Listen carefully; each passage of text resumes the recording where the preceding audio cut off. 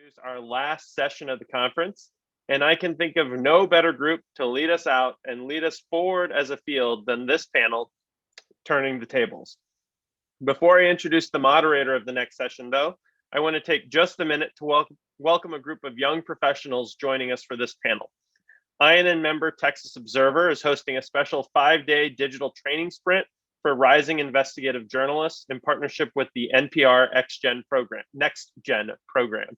It's the program's first ever print-focused sprint, and I believe it's Next Gen's first partnership with an INN member that is not also a public media station. We at INN are thrilled to see this and thrilled to welcome these investigative reporters to this session. With that, I want to turn the session over to a former colleague and a friend of mine, Anjali Shah. Anjali is an independent journalist as well as a consultant with Listening Post Collective.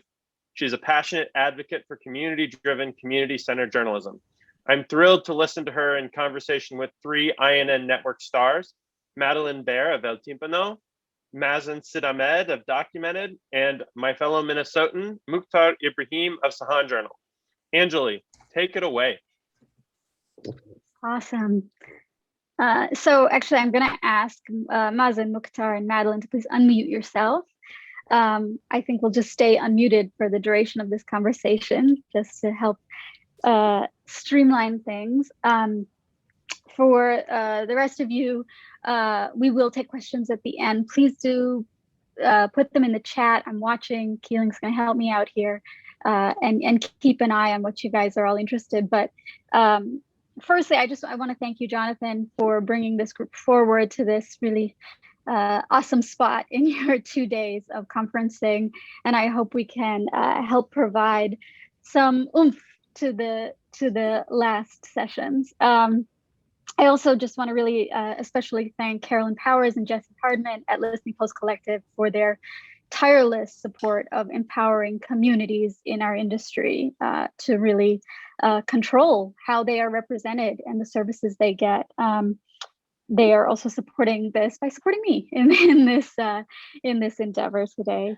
And about Next Gen Radio, we're really thrilled that the fellows at Texas Observer this week could be here, and moderator privilege, I'm going to give them the first 2 questions of the evening because they're really awesome. Special shout out to Doug Mitchell, our Padre in Arms, and Sophie Novak at the Texas Observer, who is editing the project this week.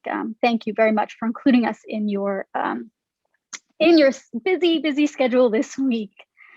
So it's an honor to moderate this closing panel with 3 people who are creating the path forward for all of us.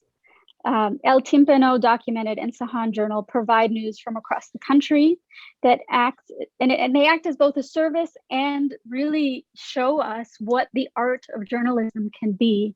I think we think a lot about service and community journalism as the boring parts, but the journalism that these organizations produce is also very beautiful. It's vivid storytelling, it's close storytelling, and I'm really appreciative of the care that goes into that work. El Timpano, Documented, and Sahan Journal cover not just immigrants, but whole communities, and not just communities in their localities, but telling stories even for national audiences as we seek to understand the reckonings, the crises, and the existential questions that our country is facing. These organizations are vital to our national understandings as well as the local communities they serve. So by way of introduction, what I'd really love to do is just start with a question for each of you. And Mukhtar, I'm going to put you on the spot first. Mukhtar Ibrahim maybe needs no introduction in this particular group, but founder of Sahan Journal.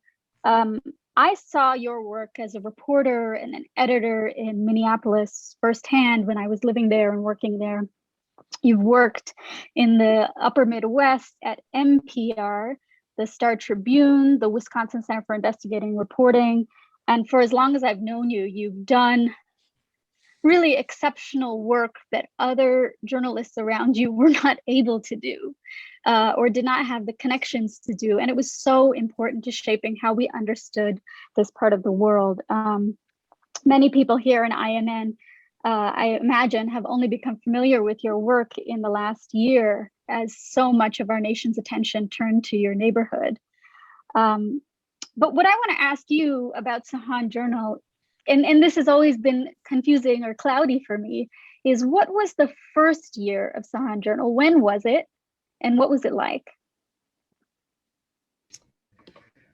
Thank you, Anjali, for that introduction. I really appreciate it. Yeah, we launched Sahan Journal in the summer of 2019 with some support from my former employer, Minnesota Public Radio News. So it was basically just me and some investment from local community foundations such as St. Paul Minnesota Foundation that helped me with some grant to set up a website and pay for freelancers. So the first 6 months I had no idea what I was doing. I had no training in running a business, and it was constant return to INN and reading case studies and connecting with former, people who launched their own websites and reading all the resources and startup guides on INN. So it was just, learning on the fly. And you're building a business, you have to seek out to get grants for the startup and build a newsroom from scratch. We didn't start with 1 million investment from big foundations. It was a couple $1,000s from local community foundations. And you can imagine when you have a big idea and you are just getting small investment, you just try to utilize those resources in the best way possible. So we relied on freelance reporting here and there. If you could publish one story a day, we were, really grateful. We could publish, 2-3 stories a week. And, what we are covering at the moment were really issues that were important in Minnesota, especially for immigrants and refugee communities. As many of you know, we have incredible, vibrant communities in Minnesota who are, crucial to the economy, politics, and the culture of the Twin Cities in particular. So, and the issues have not been really covered in a sustained way in the local press. So we're trying to change that narrative and bring the stories of these communities to the front page every day, and not just covering, the tragedy and the big breaking news events that were happening in the Twin Cities. So we had a lot on. Mukhtar, what was it like for you personally? I mean, you could have been working, you could have kept working for the Star Tribune. You probably would have risen in the ranks there if I had to guess. What was it like for you personally to take that risk? It was personally challenging. There were days, I questioned myself if it was the right move to quit my job at the Star Tribune, which was really great. I was covering City Hall, and I was producing accountability journalism, and I had a great editor. But I wasn't content with, how stories that were really close to my heart were covered in both, all the media in the Twin Cities. So it was incredibly challenging, and there were, I had a family to support. I had 3 kids, and you still have 3 kids. I still have 3 kids, correct. So it was, there were sleepless nights, of course. There were times I questioned myself if I had made the right move, but I was persistent, and I felt, it was the right move to really bring something that will change the local media landscape when it comes to stories related to the communities that are not really covered well in the media. So it's a big leap. And so Madeline Bear, I'm going to come to you next because you also took a big leap. You've covered international human rights and built multimedia and sensitive storytelling and eyewitness accounts with Witness and other organizations. When did you decide to make the leap? What year was it? And what was going on with you when you wanted to start Il Timpano? Yeah, thank you, Anjali. And I just want to say what an honor it is to share this panel with my peers and all of you. El Timbino was really the seed of an idea in my head for maybe about 5 years before I really began it. I think the origin story of El Timpano has to start with my own start in media, which began when I was 8 years old and joined a youth media organization here in downtown Oakland. And I mentioned that because getting my start in journalism through youth media really planted the seeds of questions that have really followed me throughout my career, which are asking whose voices and perspectives are reflected in the media and whose are left out. And relatedly, who does the news media serve? And so I returned to Oakland to start a family about 4 years ago. And it was then that I saw that Latino immigrants were the fastest growing communities in the city. And yet, unless you lived or worked in East Oakland, you would have absolutely no idea of that, because here, like pretty much every other city that I've lived in, working class immigrants are essentially invisible or invisibilized in the media. And so, I really, asked, how are Latino immigrants, how are particularly people who don't speak English getting news and information on issues that matter to them? And, how are they taking part in civic conversations? And yet, I'm not Latina, I'm not an immigrant. And so as someone who's not from the community, I didn't want to make any assumptions.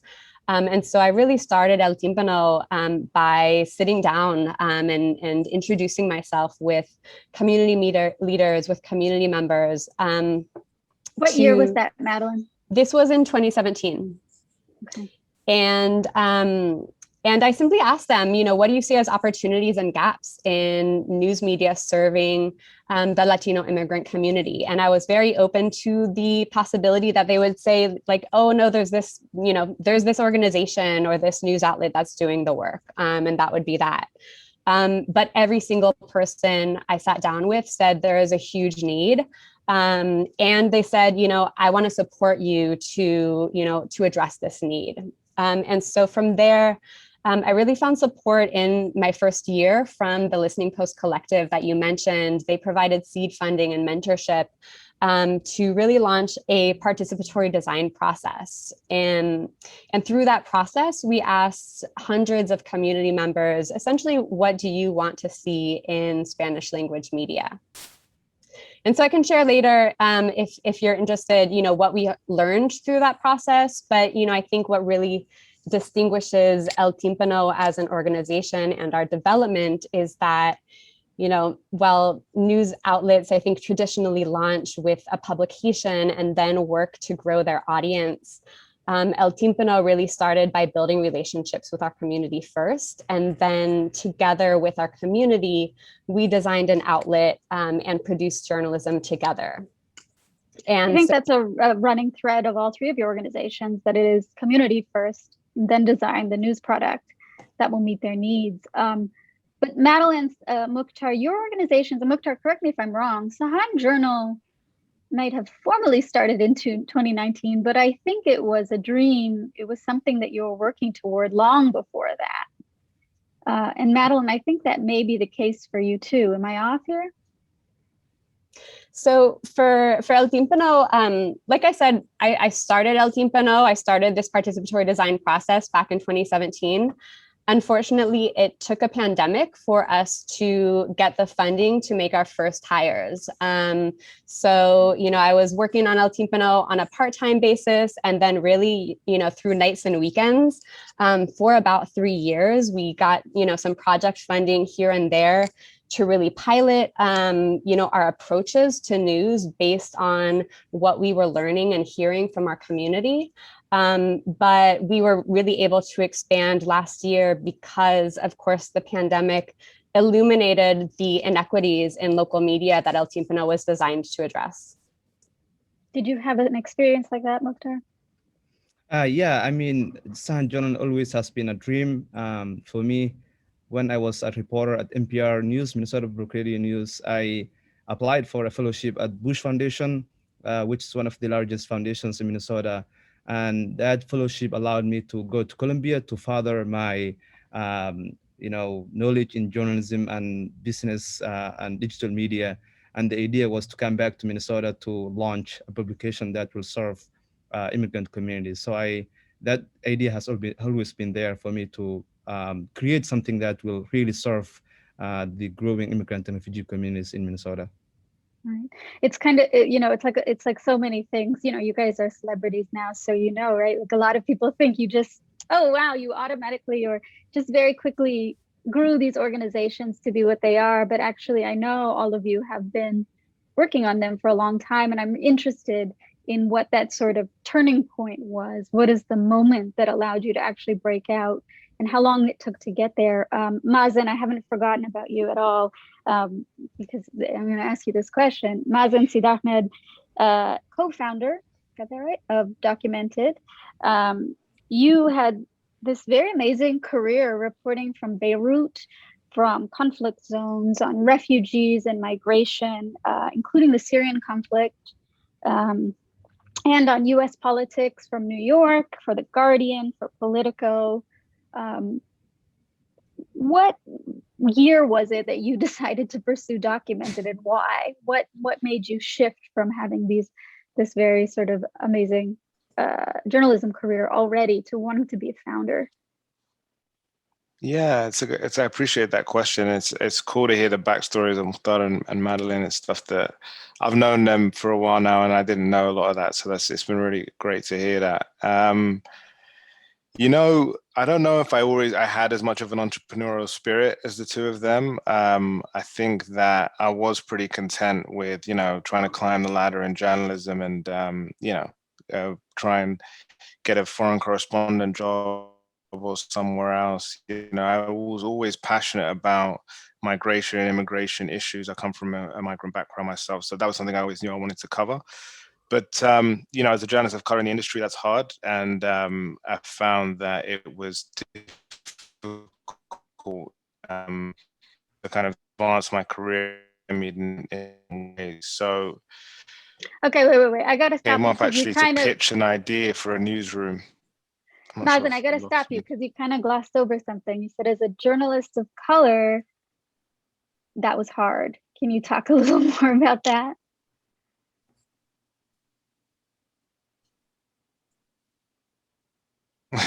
Sure. So I know my connection might be lagging now, so I'm going to keep trying. If you start losing me consistently, just let me know and I can switch locations. I don't know if there are any journalists of color in the audience, but I think that it's pretty consistent for a lot of journalists of color in the industry that maybe you're able to break in, get an internship at a big news organization, but getting the opportunity to do the big stories that might help you advance your career is hard to come by.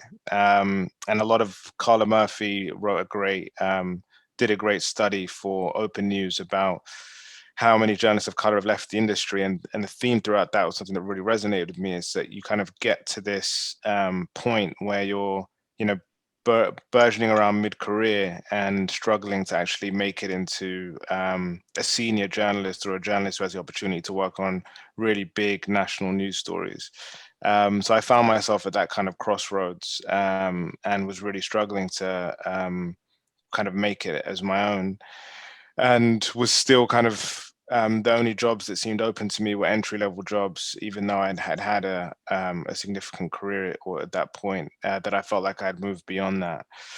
So I wanted to do this. I wanted to cover migration. I had so many issues around the way in which immigration reporting had been done that made me feel really uncomfortable in newsrooms, and I wanted to try different things. And me and my co-founder, we got an opportunity to pitch an idea to a now defunct company called Civil, who was funding news organizations and to kind of be test labs for their product. So we saw this as an opportunity, and that's why I decided to pitch it with my co-founder Max. And they liked the idea and they gave us the support to get off the ground. And then I entered the world of nonprofit fundraising along with my fellow panelists with the help of YNN, and yeah, then ended up here. Oh, I wanna really lean into that uneasy laughter you gave, because it's really important, and we've already gotten questions about it. That fundraising piece. You know, from my perspective, I look at the work you guys are doing, and I'm like, why didn't you have $5 million 1 month after you launched? You know, it took actually a long time for that sort of institutional, I'll call it, money to come through. And it took a lot of micro or smaller grants or partnerships beforehand. Can you talk a little bit about the kind of collaborations or partnerships or even support that helped you, and the kinds that maybe didn't help you in that first year or two? I'll let the panelists choose who wants to tackle that question. Yeah, I can go first. When I was exploring the idea of launching Sahan Journal, I got connected to program officers at local community foundations such as St. Paul Minnesota Foundation, Minneapolis Foundation, McKnight, who are already investing in different program areas. But in Minnesota, there is no specific journalism program in this foundation. So you have to put your idea around, that this is this will help, civic engagement, democracy, and that type of, talking points. And you just explain the idea about, that the necessity of journalism for bringing communities together, for informing, communities that are not traditionally being served by the local media, and you're creating a vibrance in these communities if they get the necessary information that will help, what's going on at the local school board or the local city council elections, or around climate or housing, and you provide that information to communities that don't necessarily get covered by the rest of the media. So we get our first break by some grants from St. Paul Minnesota Foundation that actually incubated this idea, give us some seed money that helped us launch the website, and then a bigger investment that allowed us to hire, editor and reporters. And in my experience, I tend to find, some foundations are risk averse when it comes to funding organizations like us who are actually doing the work that other newsrooms are not doing. We are serving the communities that are left behind by the media. As many of you know, Minnesota has a vibrant media local environment. We have two daily newspapers, the Star Tribune and Pioneer Press. We have Minnesota Public Radio, a couple of TV stations. So there is no news desert. But when you go to these websites, the issues they cover are almost the same. And the community, the immigrant and refugee communities and people of color are almost closely absent from the media that you tend to see in this media news outlets. So we were trying to really change that and bring, and we also have MinPost, I don't want to forget that, and now the Minnesota Reformer. So a lot of news organizations, both startups and legacy organizations that are covering a lot of issues, but the issues around these communities are not really covered well, and that's the informational gap that we're trying to fill. But our biggest break was that funding from St. Paul Minnesota Foundation and some other investments from McKnight and Minneapolis Foundation. And then after, the larger national foundations saw our work and the work we're doing, I think they just came on board and give us some investment as well. Why do you think it is, and this is for Mukhtar or maybe or Mazen or Madeline too, why do you think it is that some of the biggest investors or foundation philanthropists consider it a risk, even if it's mission aligned, what you're doing? Why do you think they consider it a risk to fund an organization founded on the premise of serving a community that hasn't been served? Yeah, I think that's a really great question. I think it's a question to pose to those funders, because I think, we're all wondering. But I can share, some of what I've heard from some funders that we've approached. I think this is, probably a big topic worth a whole other panel discussion. But, this is a conference about the industry of nonprofit news and the business of nonprofit news. And one of the biggest differences between news outlets serving communities of color and news outlets serving whiter communities is simply their sustainability. News outlets serving communities of color don't have the same access to capital that newsrooms serving whiter communities have. Sarah Stonebelly from the Center for Cooperative Media has done some really great research showing that, because of this, we just don't see news outlets serving communities of color sustainable at the rates of other newsrooms.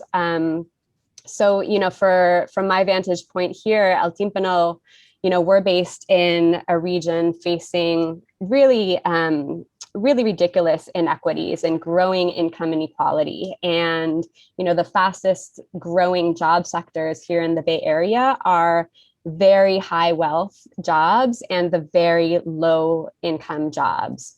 El Timpano is serving folks who are making minimum wage in the region with the highest cost of living in the country. So our primary audience is day laborers, restaurant workers, parents and grandparents, domestic workers. I have heard from funders I have approached that, our audience is not change makers. They are not voters. They are not people of influence. And so, they don't necessarily see the impact that we are having until we reach audiences of influence. And so, I try to push back on that narrative. El Timpano, we recently released our first impact report showing how we do make an impact directly serving marginalized low-income immigrant communities. But I think that's an education that needs to be had and a conversation that needs to really continue. That I think INN plays a really important role in. But that's just from some of the experiences that I've had in talking with a few particular funders. Okay, so I want to play a little game here. I'm gonna riff off of what you said, Madeline, a little bit. I want you to raise your hand if I say a word and that word resonates with what your publication is doing. Got it? Marginalized. Vital. Diverse. Ethnic.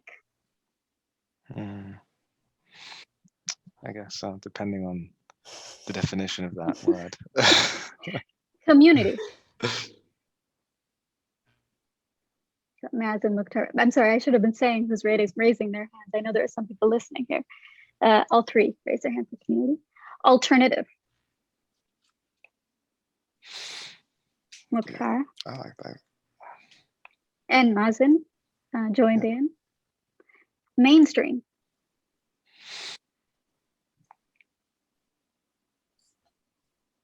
Mukhtar. I'm really happy you raised your hand, Mukhtar, because as I've told you before, I think Sahan Journal should be the national paper of record. I'm all down with that. Thank you.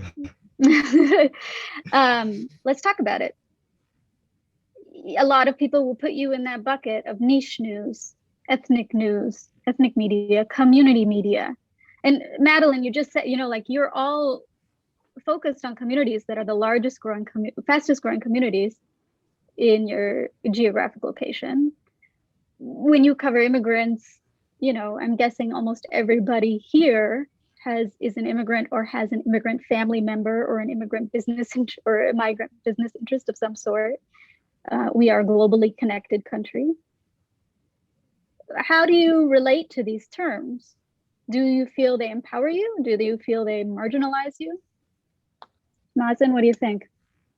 Yeah, it's a great question. And like you said, I agree with both Mukhtar and Madeline that 60% of households in New York have at least one non-US citizen in them. So we are covering the majority. This isn't in our locality, this isn't some, niche audience. This is the majority of New Yorkers, and we have embraced that. We don't just cover federal immigration policy and how it's playing out. We also cover health issues, labor issues, all these different things. The word mainstream, sometimes it makes me uncomfortable. Maybe as an underground hip hop head, the word mainstream makes me uncomfortable sometimes. I don't know if You that's the lose your problem. cred. Exactly. Yeah. Like I kind of like the fact that we are kind of putting our thumb in the eye of the larger news organizations, and that people feel, yes, mainstream is default whiteness. Yeah. So like that's something that definitely resonates with me when I think about those terms. But maybe, it's something that we need to own and like take that and be like, we can change the definition of what that means. And because it does prevent us from getting funding if we talk about ourselves in that way, like if we kind of embrace the fact that we're the alternative, that we're, off to the side, will always only have access to the off to the side money. Every funder has the real money and then the money for like the cool things that are off to the side. And if we want to start accessing the real money, maybe we need to start talking in that way. Which I have been yet to embrace, but it's a really interesting point. You guys feel uncomfortable? I think we've all gotten used to being uncomfortable, which is probably a good thing. Yeah, I mean, Yeah. Sorry, go ahead, Mukhtar. No, go ahead, Madeline.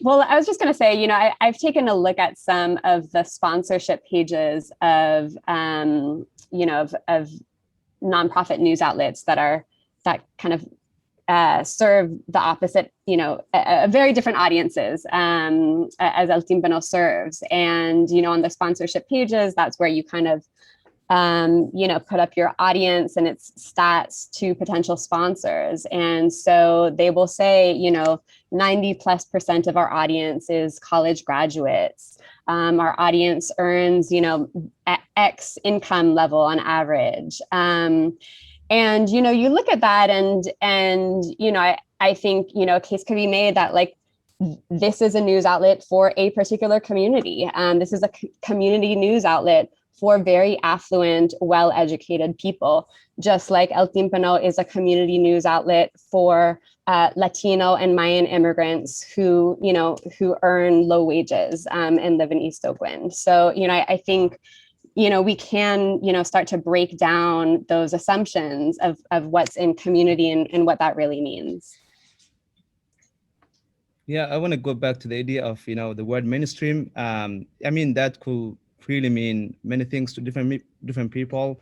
A lot of people, when they hear mainstream, they think about whiteness.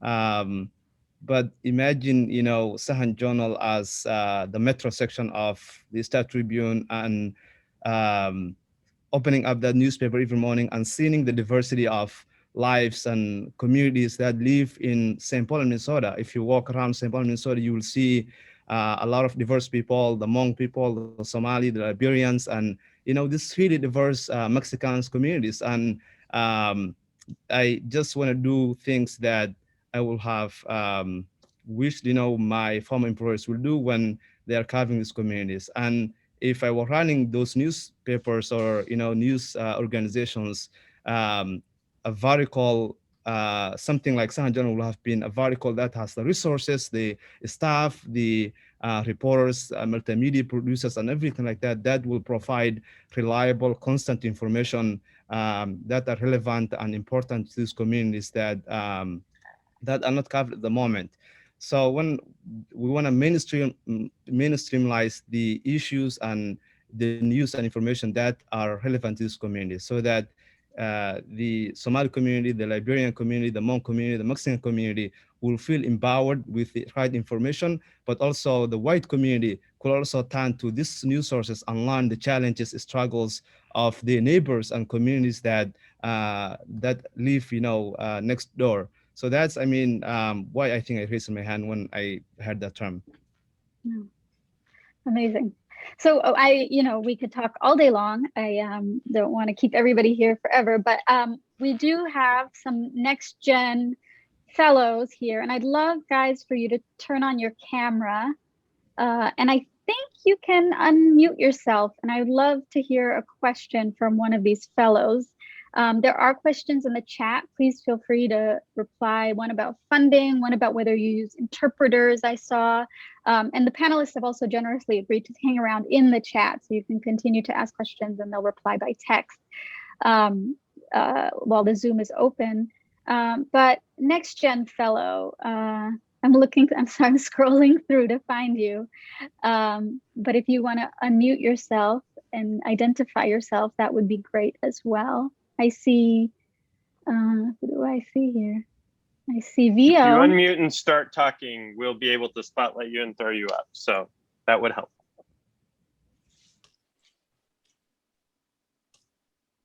Or did we just totally stun them with the brilliance of our panel? Stunned silence. Okay. Oh, well, Jillian Price, please. I guess I can say something. First of all, thanks, Angeli, for inviting us to this. It's like been really good just listening. So to introduce myself, my name is Jillian Price. I'm a graduate student studying journalism at UT Austin, and I'm graduating in December 2021. So almost time for me to find a job.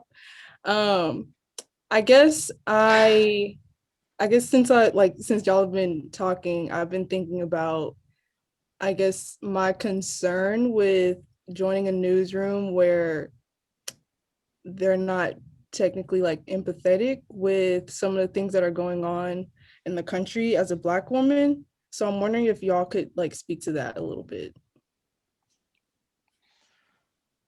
That's a really good question. And it's something that I struggled with when I was in big newsrooms.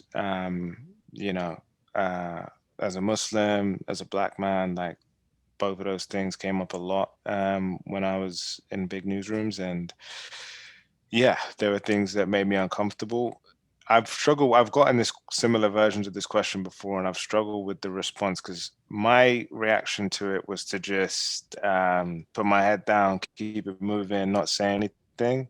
And I don't think that was the right response. I feel like, there you have more room to be outspoken than you think you do often, and that I thought I did, at least. I don't know about you, like how you approach these things.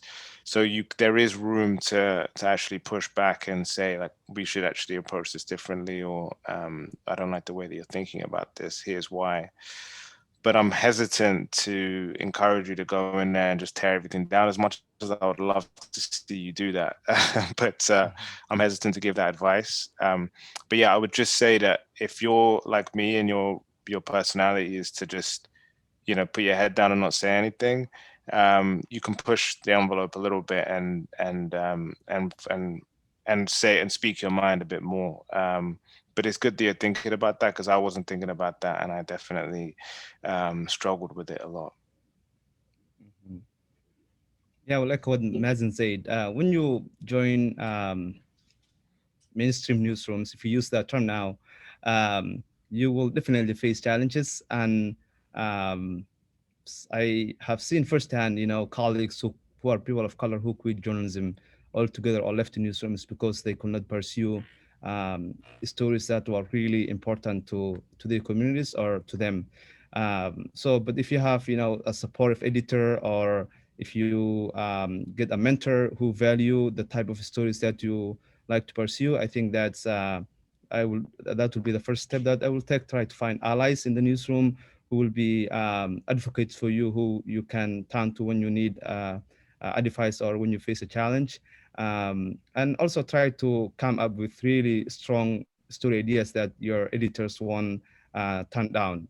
The moment you do that, I think, and they see you're serious about these stories, I think they will let you pursue it. But you have to work extra hard to take those steps. Finally, I also recommend looking at these outlets here and others like them and seeing if maybe there's a place there for you to work as well. That's exactly what I was going to say.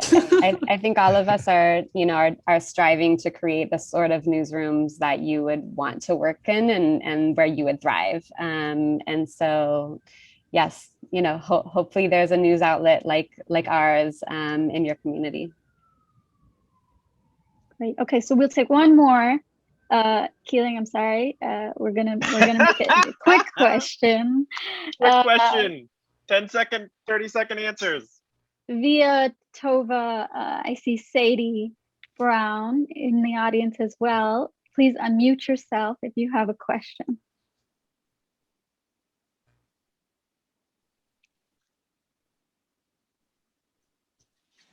It's okay, be brave.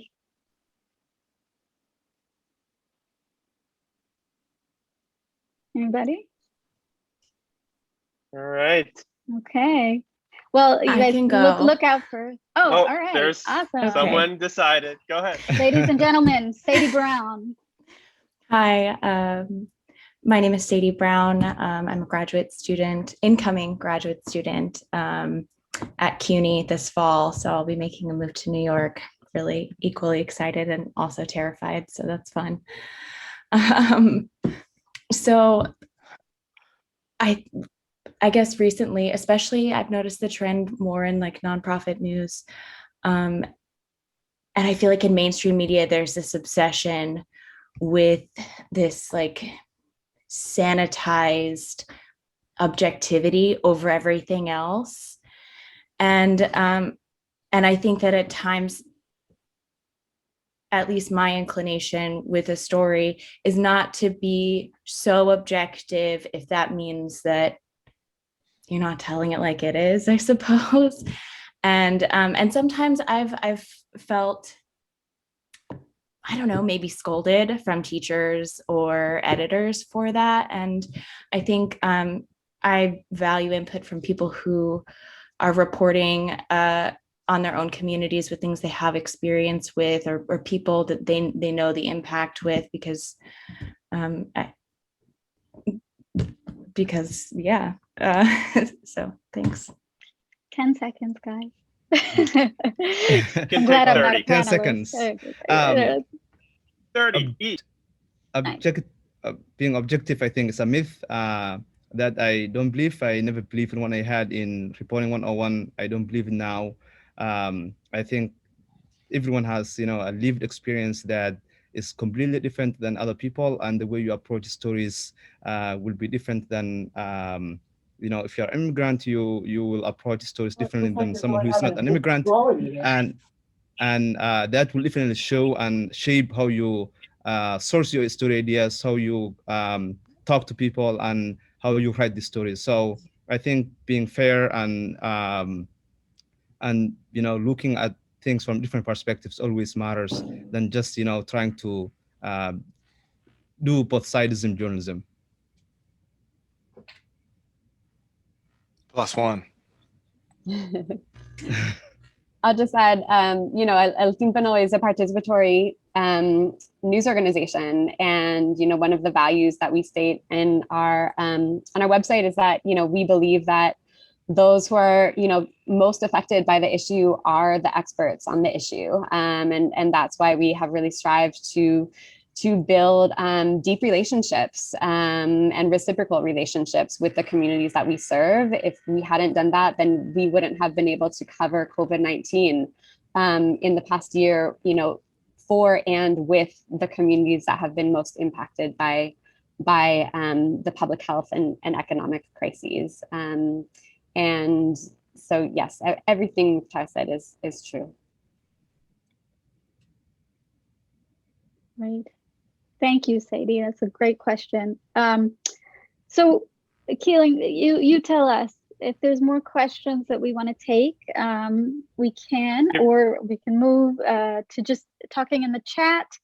I know you guys have a schedule to keep.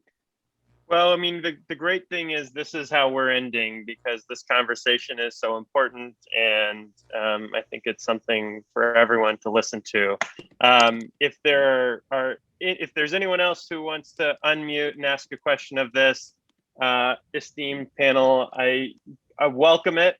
I see Sean Ogden wants to do that, so let's have Sean ask a question. If you have something in the chat's been really hot, so maybe I see Josie as well. So I saw Sean first, and we'll go there. Then we'll go to Josie, and we'll try not to let this run forever, because I know some people probably do, have other things. But Our panelists included.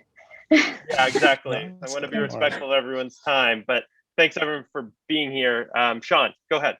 Yeah, I had a quick question about the way the panel has navigated the pushback that I think we're seeing in America, especially about the initiatives that are helping people of color. And there's a level of that the people of color are presenting as a threat.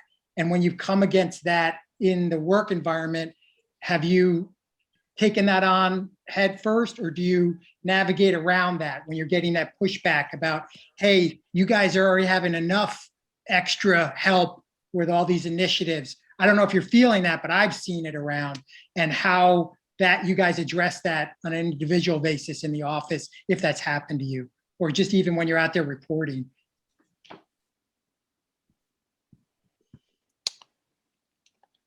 I mean, I will say one thing from my experience, both as an editor and reporter and working with different organizations, and that is that for people of color in this country, it's an old story in a lot of ways, where we get that kind of pushback for time immemorial, right? It's not a new thing. I mean, you can look back to the history of the Black press and know that that's the case, right? They were excluded from postal service and had to get their newspapers around other ways. So that kind of structural and then individual pushback has been happening for a long time.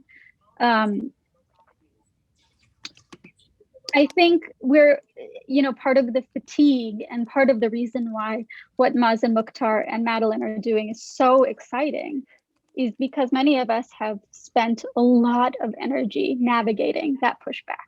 We spend, in our editorial time, we spend a third of the time navigating pushback on our own teams.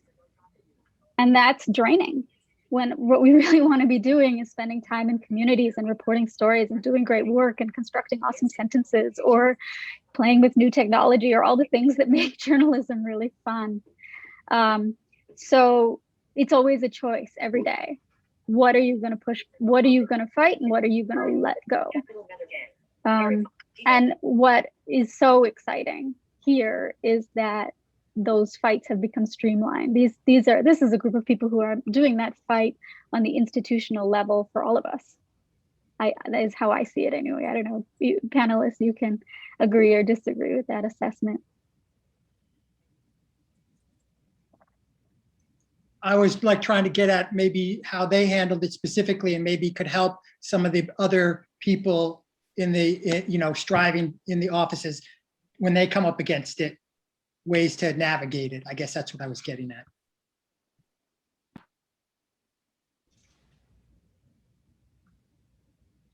I mean, one thing I would say is if you're really interested in helping in that perspective, apply to a job at one of these organizations. Work for a publisher of color, and you'll learn a lot. Other things you can do are just speaking, not letting things pass, or not letting the burden of certain kinds of conversation always fall on the person of color in your team. And then just structural issues, make sure people are paid properly. Make sure your freelancers, who often are paid the least in your organizations, are actually making good wages, even though they most often bring more diversity to your organization. Those structural things that actually mean you have to change your budgets are huge. We talk a lot about how do you talk in a newsroom? The real change, in my view, happens at that very structural level of who has power in the newsroom. I want to get to Josie because she's been a star in the chat. So Thank you, Josie, if you want to unmute and say a word, go right ahead. Hello, everyone. And let me say, give a shout out to Sue Cross and Einan. I happen to love you guys. I want to sort of pick up on your point, Anjali.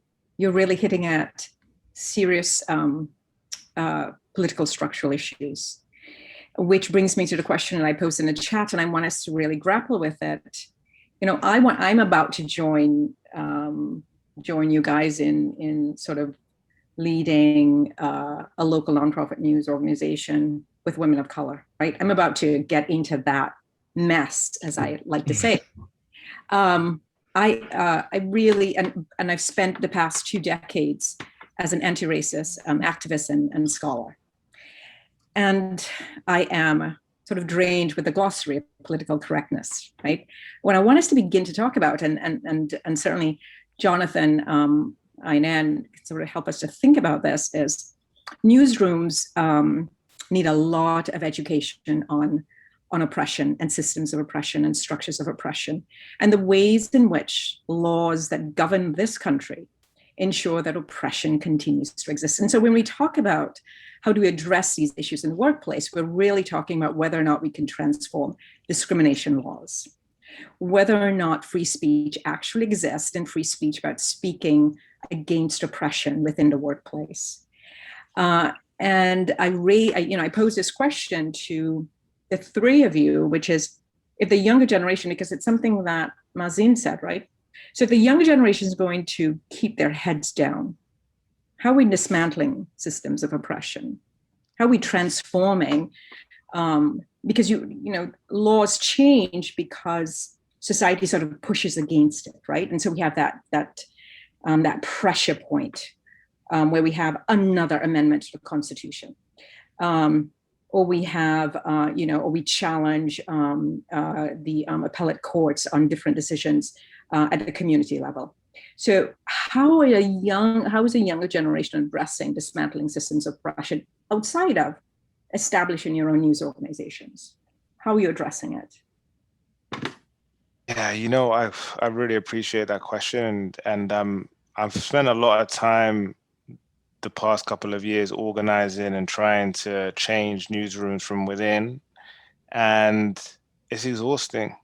Like, it is truly brutal work. So I'm really hesitant to tell a young journalist who, they just want to write good stories. They just want to cover their community. They just want to do what every other journalist in their newsroom gets to do, which is just walk in to the newsroom and report like everybody else, and tell them that yeah, you have to carry this torch and fight this fight, you have to go in there and tear everything down and beef with everyone in the newsroom, and they're messing up, which they inevitably will, and all of the harm that you're going through. Sometimes I'm I should just tell people not to get into journalism, honestly. Nicole Anna Jones said that she generally doesn't know if she can, in good faith, recommend for young women of color to get into journalism. That's real. I feel that it was brutal for me working in big newsrooms. So on the one hand, yeah, I do feel in order to change these newsrooms, it's going to require serious, difficult work that will only be led by people who have a vested stake in seeing these newsrooms change. But I still feel it's still difficult for me to tell a young person who is just, is on this call right now and wants to just, win a Pulitzer Prize and have a good career in journalism, that no, on top of that, you also have to do this other fight. You also got to join this other fight that we've been fighting for the past however many years, So that's what I'm struggling with. And I honestly don't know the answer to that. So my answer was just start my own newsroom where we're creating new structures, where breaking down a lot of the things that I've struggled with, trying to make an environment where journalists of color can thrive, where you don't have to worry about those things. But not everyone can do that. And it was brutal for me doing that in its own way. So I don't know. Yeah. Yeah, I agree with all the things Mazen said. I think the answer is people like us stepping out and creating the newsrooms that we wish we had when we were, starting our careers, and having the resources that will enable us to coach and mentor and bring, the diverse journalists who are, trying to write stories from their communities, and giving them the right tools that will help them, grow and prosper, And if we have, more Altombano and documented and Sahan Journal out there, I think, we could definitely change a lot about the narratives around our communities, empower people to write impressive stories, accountability reporting, and bring, the undercovered stories to the forefront so that, there could be systematic change within our newsroom so that we have the right resources to do that. So I think how young people are addressing this is people like Mazin and Madeline and me taking chances and risks and forming their own organizations and doing stories that are always neglected by the rest of the media. I would add two quick things. One is that young people today, or younger journalists who are starting in the industry, or even people who are mid-career who are moving into journalism, have way more guts than me or my sort of contemporaries ever did. And that's really heartening. We were really focused on like surviving, on making it, on getting into an organization that our parents knew the name of. Like that was a big thing for me. And, you can see even from the Next Gen Fellows, they ask different questions. And better questions, I think, about their careers. But the second thing I'll say, and I've spent a lot of time in the last 2 years really thinking about this, is that we also draw an extremely rich history of media production in the US. We have an amazing history of what's been called at various times the Black press, ethnic media, community media, niche media that have survived over 200 years of systemic policies made for these organizations to fail, and they've lived. We have this amazing history of publishing and really vital news. And if we know that history better, I think we can also begin to see our media ecosystem as not just joining what we're calling mainstream media today. We can see our media ecosystem as much broader. And that really heartens me as well, to remember that we have that legacy. I think that is a great place to close. I want to thank this amazing panel for doing exactly what we and I and they hoped we would be able to do.